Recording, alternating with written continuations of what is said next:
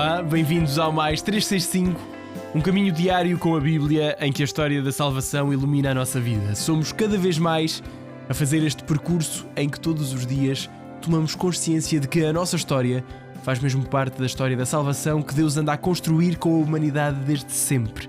Eu sou o Francisco e trago-te este podcast em nome das equipas de jovens de Nossa Senhora. Seguimos do Gênesis ao Apocalipse com a tradução da Difusora Bíblica, aprendendo a erguer o nosso olhar para o alto, sempre acompanhados por Nossa Senhora. Hoje é o dia número 29, estamos no período do Egito e Êxodo e vamos ouvir Êxodo 4 e 5, Levítico 4, Salmo 46.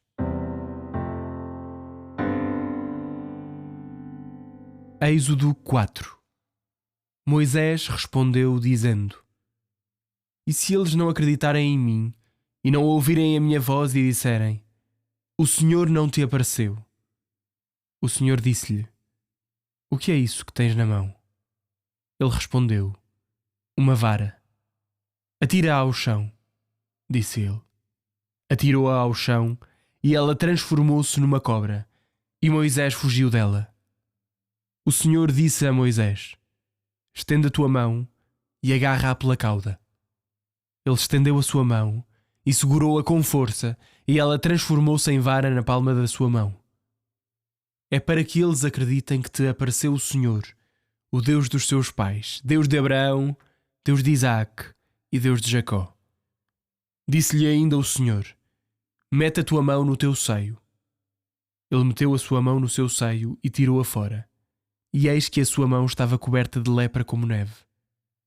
E o Senhor disse: Volta a meter a tua mão no teu seio. Meteu outra vez a mão no seu seio e tirou a sã, e eis que se tornou como a sua carne.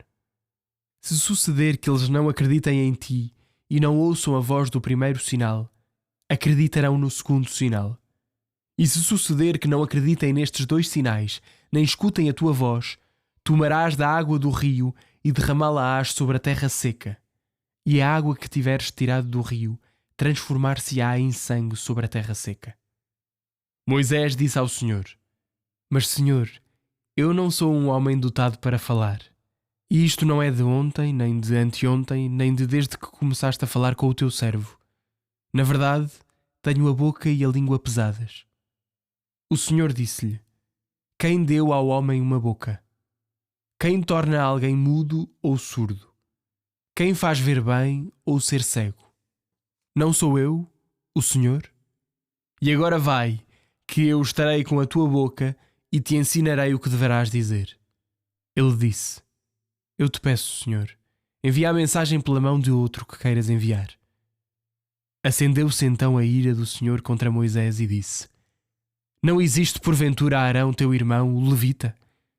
Eu sei que ele fala fluentemente, e ei-lo que sai ao teu encontro. Logo que te vir, alegrar-se-á no seu coração. Falar-lhe-ás e porás as palavras na boca dele. E eu estarei com a tua boca e com a boca dele, e ensinar-vos-ei o que deveis fazer. Ele falará por ti ao povo, ele será para ti a boca, e tu serás Deus para ele. E esta vara, leva-a na tua mão. É com ela que farás os sinais. Moisés partiu dali e voltou para Jetro, seu sogro, e disse-lhe: Vou ter de partir e voltar para os meus irmãos que estão no Egito para ver se estão ainda vivos. Jetro disse a Moisés: Vai em paz. O Senhor disse a Moisés em Madiane: Vai, volta ao Egito, pois estão mortos todos os homens que atentavam contra a tua vida. Moisés tomou consigo a sua mulher e os seus filhos, fê-los montar no jumento e voltou à terra do Egito. E Moisés pegou na vara de Deus com a sua mão. O Senhor disse a Moisés: No teu caminho de regresso ao Egito, vê todos os prodígios que eu pus na tua mão. Fá-los-ás diante do faraó, e eu endurecerei o seu coração, e ele não deixará o povo partir. E dirás ao faraó: Assim fala o Senhor: O meu filho primogênito é Israel. Eu digo-te: deixa partir o meu filho para que me sirva, e tu recusas deixá-lo partir. Então eu matarei o teu filho primogênito. E aconteceu que no caminho, num acampamento, o Senhor veio ao encontro dele e tentou matá-lo. Séfora pegou numa pedra e cortou o prepúcio do seu filho. Tocou os pés de Moisés com ele e disse: Tu és para mim um esposo de sangue. E ele deixou. Daí ela dizer esposo de sangue, a propósito da circuncisão. O Senhor disse a Arão: Vai ao encontro de Moisés no deserto. Ele partiu e encontrou-o na montanha de Deus e beijou-o. E Moisés relatou a Arão todas as palavras com que o Senhor o tinha enviado e todos os sinais que lhe tinha ordenado fazer. Moisés e Arão partiram e reuniram todos os anciãos dos filhos de Israel. E Arão comunicou todas as palavras que o Senhor tinha dito a Moisés e fez os sinais diante do povo. E o povo acreditou. Eles compreenderam que o Senhor tinha visitado os filhos de Israel e tinha visto a sua opressão. E inclinaram-se e prostraram-se.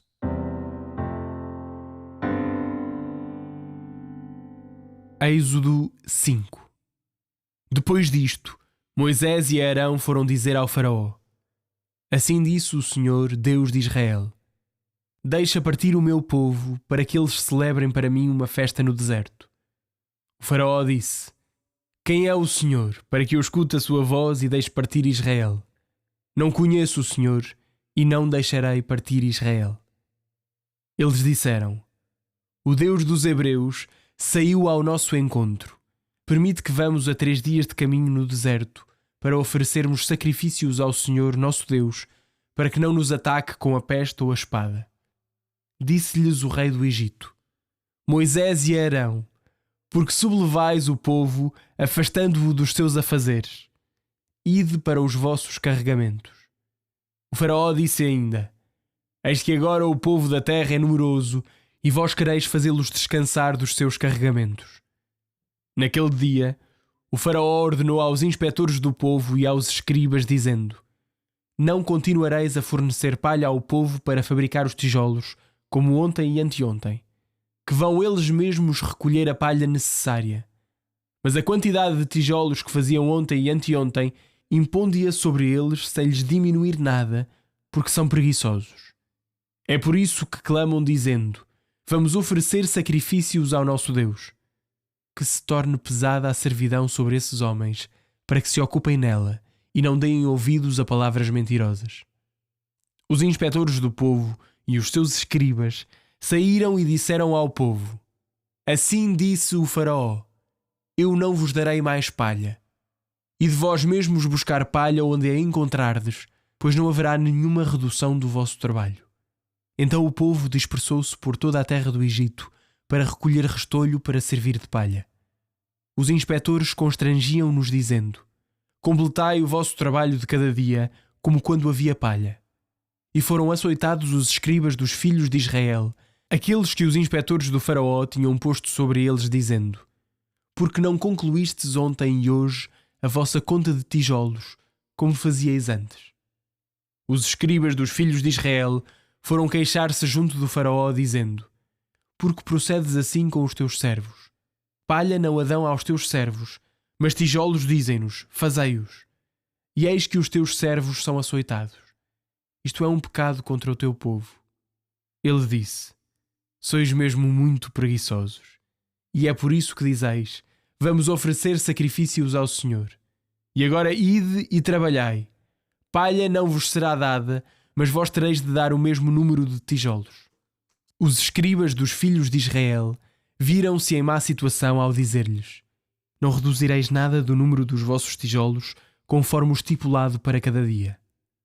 Ao saírem da presença do faraó, encontraram Moisés e Arão diante deles e disseram-lhes: Que o Senhor vos examine e vos julgue, pois tornastes repugnante o nosso odor aos olhos do faraó e aos olhos dos seus servos, colocando na mão deles uma espada para nos matarem. Então Moisés voltou-se para o Senhor e disse: Senhor, por que maltrataste este povo? Por que me enviaste? Desde que vim ter com o faraó para falar em teu nome, ele maltratou este povo, e tu não libertaste de modo nenhum o teu povo.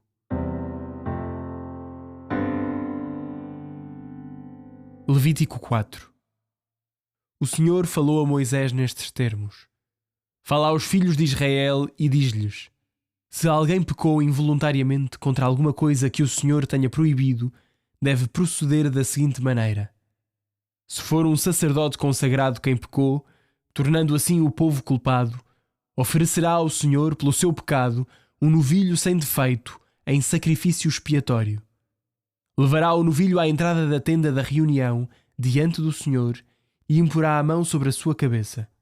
Depois, imolá-lo-á diante do Senhor. Seguidamente, o sacerdote consagrado levará parte do sangue do novilho à tenda da reunião, mergulhará o dedo no sangue e com esse sangue aspergirá 7 vezes diante do Senhor a face visível do véu do santuário. Depois, deitará parte do sangue sobre as hastas do altar dos perfumes que está diante do Senhor, na tenda da reunião, e derramará o resto do sangue do novilho na base do altar dos holocaustos, que está à entrada da tenda da reunião. Depois, extrairá toda a gordura do novilho imolado pelo pecado, tanto a que envolve as entranhas como a que lhes está aderente, assim como os 2 rins com a gordura que os envolve na região lombar e a membrana do fígado, que se tirará juntamente com os rins, tal como se procede com o novilho do sacrifício de comunhão. E o sacerdote queimará tudo isso no altar dos holocaustos. Mas a pele do novilho e toda a sua carne, incluindo a cabeça, as patas, as entranhas e os excrementos, numa palavra, o novilho inteiro, levá-lo-á para fora do acampamento, para um lugar puro, onde se deitem as cinzas, e aí o queimará sobre a lenha. Será queimado onde se deitam as cinzas. Se for toda a comunidade de Israel quem pecou involuntariamente, e sem se aperceber disso, fez alguma coisa que o Senhor tinha proibido, tornando-se assim culpada, quando o pecado cometido por ela vier a ser conhecido, a comunidade oferecerá em sacrifício expiatório um novilho que será conduzido diante da tenda da reunião. Os anciãos da comunidade hão de impor as mãos sobre a cabeça do novilho diante do Senhor, e aí mesmo o imolarão. Seguidamente, o Senhor consagrado levará parte do sangue do novilho à tenda da reunião. Mergulhará o dedo no sangue, e com esse sangue aspergirá 7 vezes diante do Senhor a face visível do véu. Depois, deitará a parte do sangue sobre as hastes do altar que está diante do Senhor, na terra da reunião, e derramará o resto do sangue na base do altar dos holocaustos, que está à entrada da tenda da reunião. Depois, extrairá toda a gordura do novilho para a queimar sobre o altar, procedendo com este novilho como fez com o novilho do sacrifício expiatório. Assim fará o sacerdote o rito de expiação sobre todos, e o pecado ser-lhes-á perdoado. Depois, levará o novilho para fora do acampamento, queimando-o como queimou o anterior. Este é um sacrifício pelo pecado da comunidade. Se foi um dos chefes quem pecou involuntariamente, e sem disso se aperceber, fez alguma coisa que o Senhor seu Deus tinha proibido, tornando-se assim culpado, quando o pecado cometido lhe for revelado, oferecerá em sacrifício um bode sem defeito. Imporá a mão sobre a cabeça do bode, que imolará no lugar onde se fez o holocausto, diante do Senhor. É um sacrifício de expiação. Seguidamente, o sacerdote tomará com o dedo parte do sangue da vítima sacrificada pelo pecado e deitá-lo-á sobre as hastes do altar dos holocaustos, derramando o resto do sangue na base do altar dos holocaustos. Queimará sobre o altar toda a gordura, como se faz com a gordura dos sacrifícios de comunhão. Quando o sacerdote fizer sobre o príncipe o rito de expiação, o seu pecado será perdoado. Se foi uma pessoa do povo quem pecou involuntariamente e sem se aperceber disso fez alguma coisa que o Senhor tinha proibido, tornando-se assim culpada, quando o pecado cometido lhe for revelado, oferecerá em sacrifício uma cabra sem defeito pelo pecado que cometeu. Imporá a mão sobre a cabeça da vítima oferecida pelo pecado, que imolará no lugar do holocausto. Seguidamente, o sacerdote tomará com o dedo parte do sangue da vítima sacrificada pelo pecado e deitá-lo-á sobre as hastes do altar dos holocaustos e derramará o resto do sangue na base do altar. Depois extrairá toda a gordura, como no sacrifício de comunhão, para a queimar sobre o altar como agradável odor em honra do Senhor. Quando o sacerdote fizer sobre ele o rito de expiação, o seu pecado será perdoado. Se oferecer um cordeiro pela expiação do pecado, oferecerá uma fêmea sem defeito.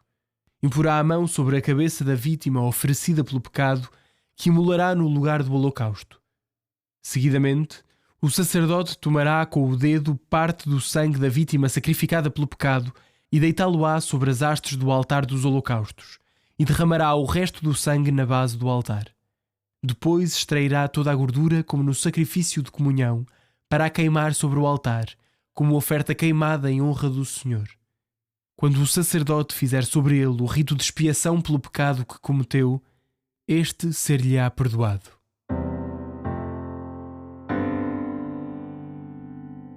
Salmo 46. Ao diretor do coro, dos filhos de Coré, com voz de soprano. Cântico. Deus é o nosso refúgio e a nossa força. Ajuda permanentemente nos momentos de angústia. Por isso não temos medo, mesmo que a terra trema, mesmo que as montanhas se afundem no mar, mesmo que as águas rujam furiosas e os montes tremam com o seu embate. Um rio com os seus canais alegra a cidade de Deus, a mais santa entre as moradas do Altíssimo. Deus está no meio dela, não pode vacilar. Deus irá em seu auxílio ao romper do dia. As nações murmuram, os reinos agitam-se. Ele faz ouvir a sua voz e a terra estremece. O Senhor do Universo está conosco. O Deus de Jacó é a nossa fortaleza. Vinde e contemplai as obras do Senhor, as maravilhas que Ele realizou na terra. Ele acaba com as guerras no mundo inteiro, quebra os arcos e despedaça as lanças, queima no fogo os escudos. Parai! Reconhecei que eu sou Deus. Dominarei sobre os povos e sobre toda a terra. O Senhor do Universo está conosco. O Deus de Jacó é a nossa fortaleza.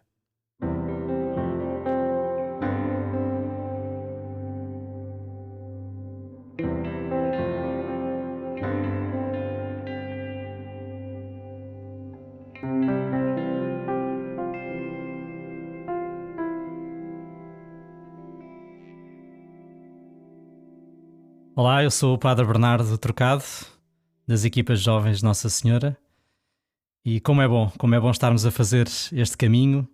Vamos entrando dia a dia na Escritura, nesta grande história da salvação. É mesmo uma grande graça podermos fazer isto, passo a passo, e estou aqui para vos ajudar, para irmos entrando, para irmos descobrindo as grandes riquezas que se escondem na Escritura. Hoje lemos o capítulo 4, o capítulo 5 do Êxodo e o capítulo 4 do Levítico, o Salmo 46. Vemos hoje como aparece com muita nitidez a fragilidade de Moisés. Ele é gago, segundo o texto. Ele apresenta-se diante de Deus como gago e por isso não sou propriamente a pessoa mais capaz para esta missão, não sou propriamente o mais indicado para libertar todo o povo. Como é que eu vou falar? Como é que eu vou transmitir esta mensagem? Como é que eu diante do faraó vou dizer o que tenho a dizer? Está aqui um obstáculo, mais vale escolher outro, não é? E é aqui que nós vemos Deus a responder à fragilidade de Moisés. Deus dá-lhe a vara, e esta vara é um elemento absolutamente importante para toda a história da salvação. Este madeiro que Moisés vai carregar, é com esta vara que o povo será libertado. É através desta vara que se manifestará o poder de Deus. É esta vara que vai engolir a serpente. É com esta vara que o mar se vai abrir. É um grande sinal do poder de Deus no meio do povo. E que depois os cristãos vão ver neste madeiro e nesta vara o sinal da cruz. O verdadeiro madeiro que tem poder para libertar e para nos salvar. A cruz de Jesus. E Deus também responde à fragilidade de Moisés com outra pessoa. Deus não vai enviar Moisés sozinho. Há um auxílio. É Arão, o seu irmão. E é assim que Deus faz. Deus escolhe-nos frágeis, pequenos, mas também nos concede os dons que precisamos para a missão que vamos ter. É nestes capítulos que nós também vemos ver as primeiras dificuldades, as primeiras contradições. Isto não vai ser só um passeizinho. Moisés vai ter com o faraó e a primeira reação não é nada positiva, não é nada, está bem, vão lá à vontade, força, o povo que sai aqui do Egito e vai fazer as suas coisas. Não. A reação do faraó é de oposição. E não só a do faraó. O próprio povo não vai gostar da presença do Moisés e do Arão. Porque depois do primeiro diálogo, nós vamos ver que a vida do povo vai se tornar mais difícil e o faraó vai retaliar, vai pô-los a fazer mais trabalho e com menos condições. E então Moisés, que aparece como libertador, é olhado pelo povo como o tipo que vem aqui chatear e estragar-nos a vida. São as primeiras contradições que aparecem e que também na nossa vida isso pode perfeitamente acontecer. Deus pede-nos uma coisa, Deus envia-nos para uma missão e vamos todos até cheios de entusiasmo e parece que às vezes os primeiros passos são ao contrário. Não fazem sentido, não estamos a ver frutos imediatos. Mas ainda assim é também através dessas contradições que Deus vai fazer a sua história. Uma outra nota importante que queria partilhar com vocês é que o convite de Deus e o pedido de Moisés para a libertação do povo não é só para mudarem de lugar, não é só para sair do Egito. O pedido é feito para que eles possam ir oferecer sacrifícios, para peregrinarem e oferecerem sacrifícios, para louvarem a Deus. Isto é uma nota tão importante. Deus não vai só libertar-nos de um sítio ou de uma situação. Deus vem nos libertar para uma determinada vida. Uma vida de fidelidade a Ele, uma vida de louvor a Ele, uma vida de oração, uma vida de verdadeira felicidade. Ele vem nos tornar livres, não vem só libertar-nos de um sítio, não vem só mudar a nossa geografia, vem nos tornar livres para uma nova vida. De tal maneira que o faraó vai olhar para isso como uma preguiça. O faraó vai achar que o Moisés e o Arão vêm só desviar o povo do trabalho. Eles têm de trabalhar, eles têm de construir as pirâmides, Como é que vocês vêm agora aqui desviá-los e distraí-los destas prioridades? Há objetivos para cumprir, há coisas para construir. E nós, muitas vezes, também podemos ser para nós mesmos uns pequenos faraós. Quando também negociamos com esta voz e achamos que parar para adorar a Deus, retirar-nos para ir rezar, pôr como prioridade não os objetivos que temos para cumprir, mas o louvor a Deus. Tantas vezes há uma voz dentro de nós que diz: isso é uma preguiça.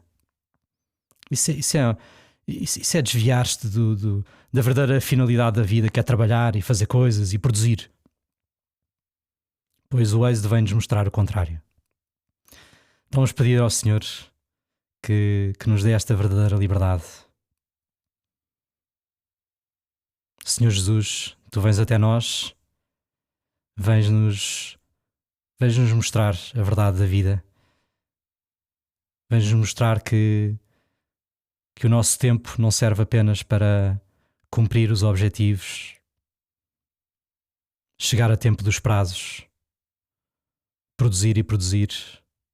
Vens-nos mostrar que a vida é para a caridade, que a vida é para louvar o Pai do Céu, que a vida é para escutar a sua voz e segui-la. Dá-nos por isso essa liberdade e ajuda-nos a construir essa vida. Amém.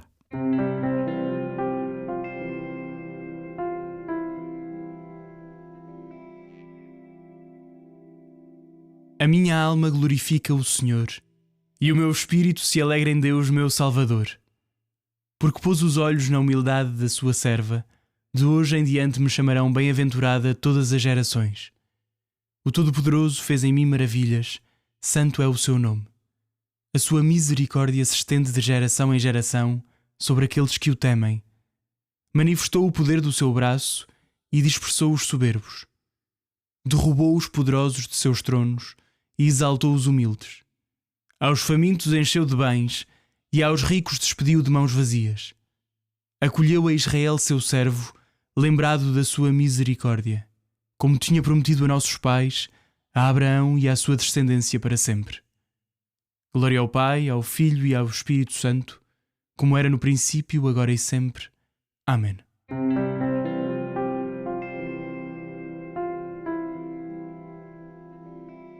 Ficou cumprida a leitura deste dia 29, um dia em que percebemos que Deus nos continua a dar forças, quer pela leitura, quer pelo ato prático de voltarmos aqui mais um dia para conhecer a Palavra de Deus. Um abraço em Cristo, até amanhã.